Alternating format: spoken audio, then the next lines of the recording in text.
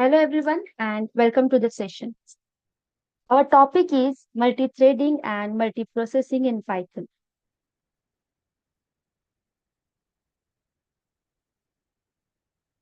In that, today we will learn what exactly the multithreading is and what is the multiprocessing. These two terms are very powerful concepts because they allow us to run multiple tasks simultaneously and it helps to improve the performance of our program. So let's begin. First, first I'll start with the multithreading. What exactly the multithreading is a programming technique that allows multiple threads, or we can say smaller units of a process, to run concurrently within a single process. What exactly this means? For that, let me give you a real life example. Imagine you are at a restaurant and you have ordered both coffee and pasta, right? You have ordered coffee and pasta. Okay. And in a kitchen, there are two chefs. Both of them are available. But now suppose first chef, that is chef one has started preparing for pasta and it require about 20 minutes. Okay. And after completing this, the chef two start preparing coffee and it will take 10 minutes. So now total time required to complete your order is 30 minutes. Do you think it is efficient? No, right? Why? Because these two tasks are independent.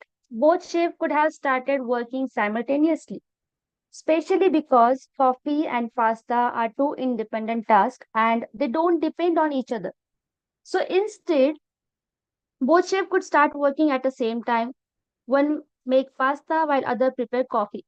If they do so, the total time required to complete your order will become 20 minutes.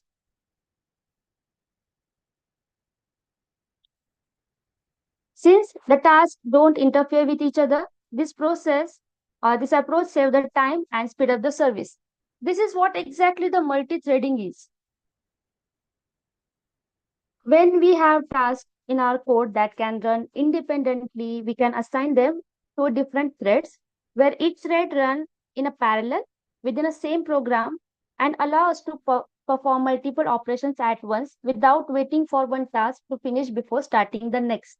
And these are some examples like downloading multiple files at once, then handling multiple client requests in a web server, then running background tasks like auto saving in an editor while continuing other operations. To understand this better, let me give you some example with a code. First, I'll show you one code without threading, and then we can understand how. After that, I'll show you how we can minimize this with the help of threading.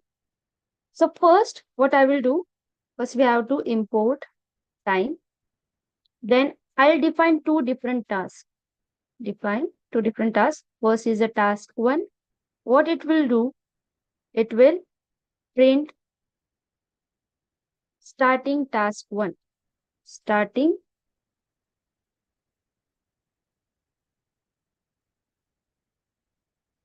starting task one. Okay.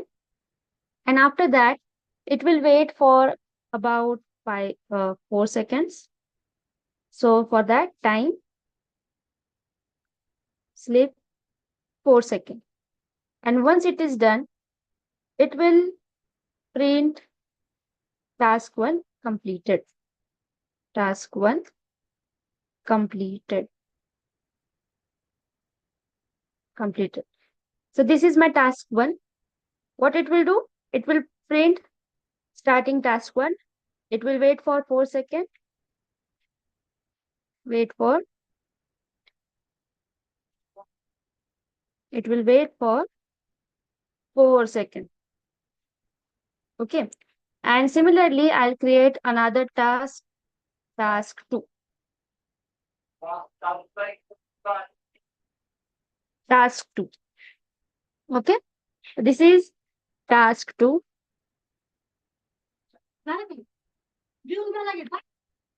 So I have two tasks, task 1 and task 2. Then we also have to measure how much time it takes. So for that, I will do start is equal to time dot time. What it will do? It will capture start time. Then I will run the task 1, task 2. We also have to measure the end time. So for that, I'll create one variable called as end. Here it is time dot time. So this is my two tasks, task 1, task 2. This is the starting time and this is the end time. This will capture end time. And after that, we'll print how much time it took to complete the execution. So for that, we have total time taken without. So here it is no threading.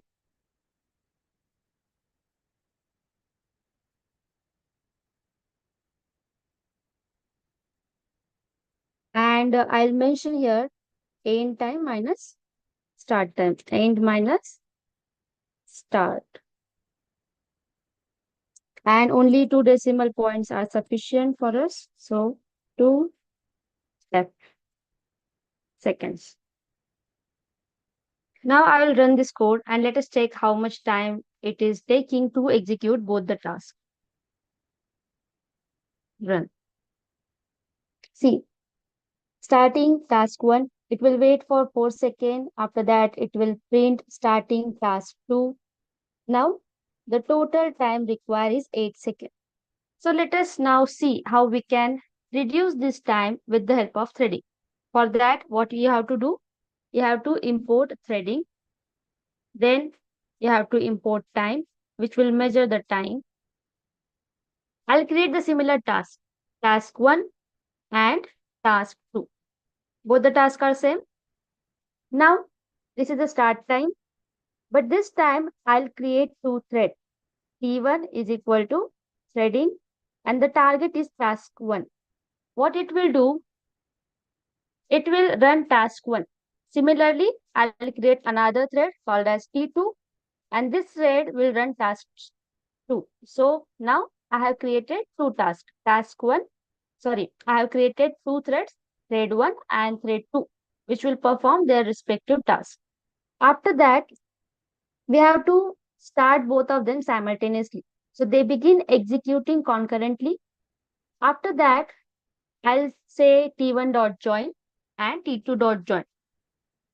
This is for so that it will wait for both the threads to finish before continuing. Once it is done, it will check the end time and after that we can print the total time required to complete both the tasks. So here it is my task 1, task 2, I have start time, I have created two threads, then I have end time also. So let us run this code and check what will happen.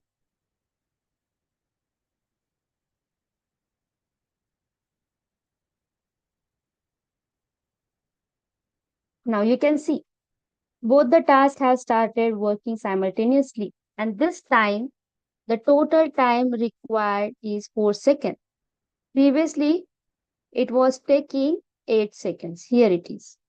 So without thread, it took 8 seconds and with threading, it took 4 seconds. So this is how we can use threading.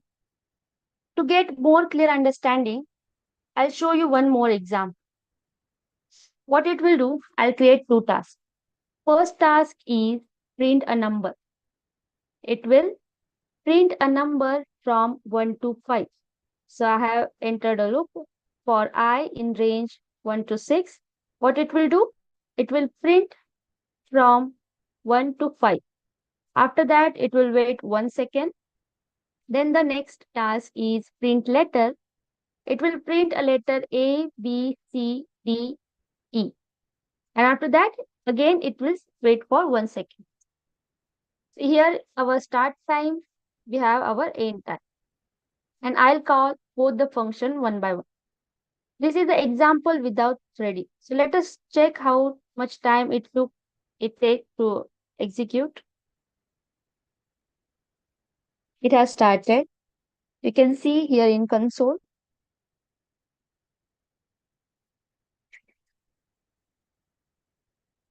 So now the total time required is 10 seconds. So let us reduce this time with the help of threading. So in threading, what we have to do now? We have to create two different threads which will run in parallel. First thing is we have to import threading and time. After that, this is a similar task which is shown above. Task 1, which will print a number from 1 to 5. Second task, it will print a letter A, B, C, D, E. And this time I have created two threads, T1 and T2. And for the T1, target is print number. For T2, target is print letters. T1, T2 start, then join. That means wait for both the tasks to complete. After that, check the time, and at the end, it will print the time required to complete both the tasks.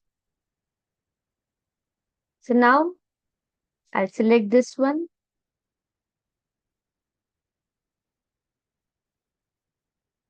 and run.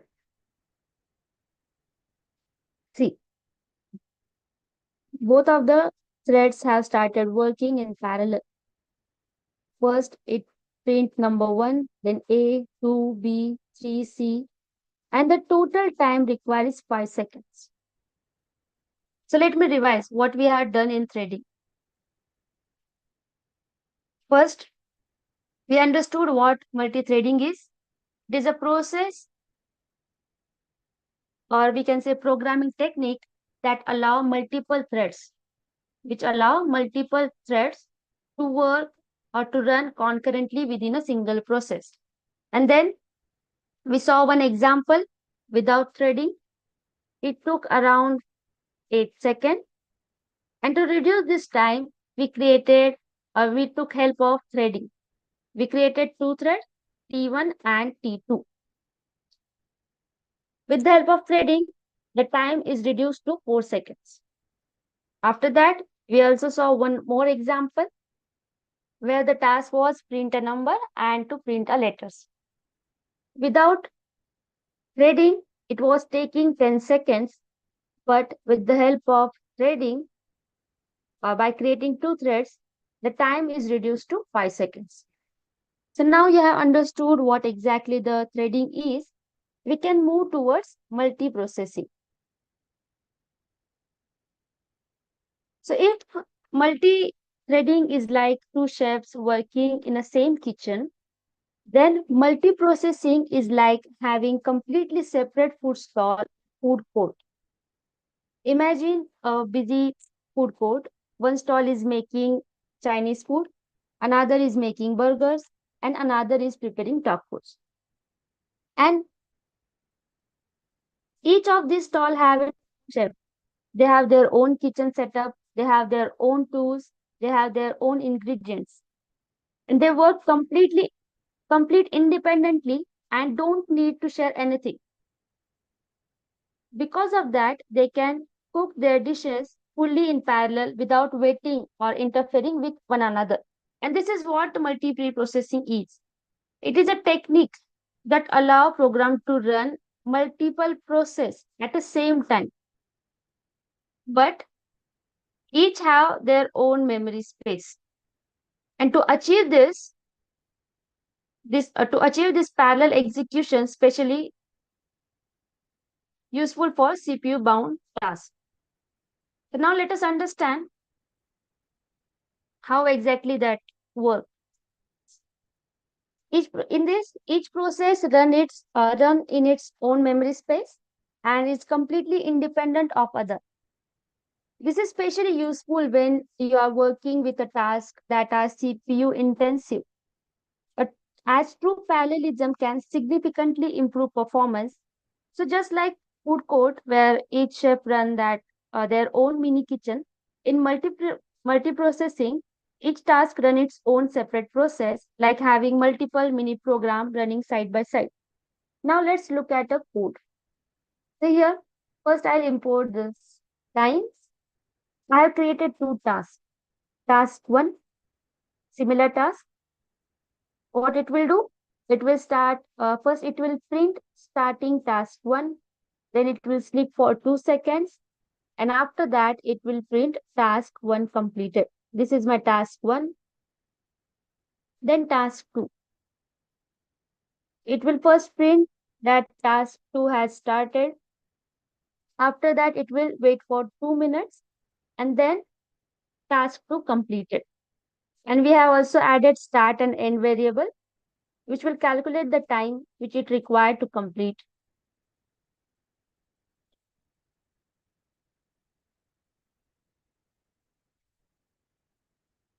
So it takes 4 seconds. Now let us check what exactly the multiple processing will make difference in it. So for multiprocessing, first we have to import multiprocessing. Then we have to import time. We have to import operating system, OS. After that, here I have defined two tasks. Task 1, name. It will print the name and PID. What is PID? PID stands for process ID, which is unique number assigned by operating system. This is a unique number which is assigned by which is assigned and it is unique to every process, every running process. And there is another task, run task. Here I have mentioned multiprocessing. Target is task. Argument is task 1. The second, multiprocessing process. Target is task, but here argument is task 2. After that, it will start both the tasks, then wait for both the tasks to complete. And in this, we can check how multiprocessing works. So let me run this code.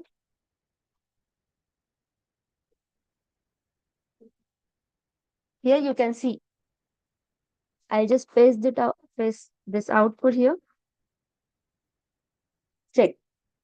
Task 2 started by PID 17284. Task 2 completed. Task 1 started by PID 21668. That means both have different ID. And the total time required is 2.15 seconds. So this is how we can use multiprocessing and multithreading. First, multithreading. We have created two different threads, and then we have understood what exactly the multiprocessing is. It is a technique which allows program to run multiple processes at the same time in its own memory space. And then we have seen one example of multiprocessing. Here we have seen that both have started by different PIDs. Okay. So that's all about multithreading and multiprocessing. Thank you for joining this session.